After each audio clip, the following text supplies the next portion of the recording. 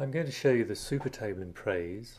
This is where we keep a record of all the students, all the work they've been allocated, and all the work that they've submitted.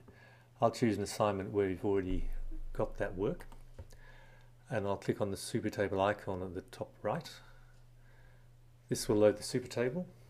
The table's an editable table, as you'd expect, so you can adjust the size of columns, etc. And we can also add a lot more information to it. There's a lot of other choices you might like to add, but we'll stick with the basic ones at the moment.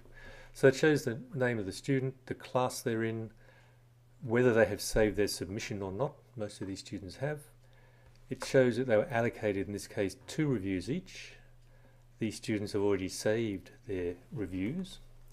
They've received 3 reviews back on their work. That's because a staff member also added a review.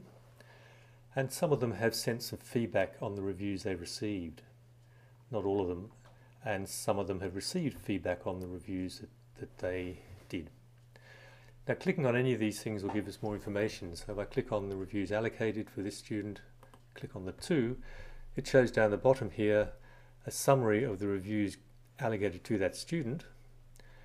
And clicking on the tabs, you can download the work that the student has been given to review, PDF or Word docs. Similarly, clicking on the reviews saved, we can see what this student has saved into the system. This is showing in the left-hand column the text from the review form in blue.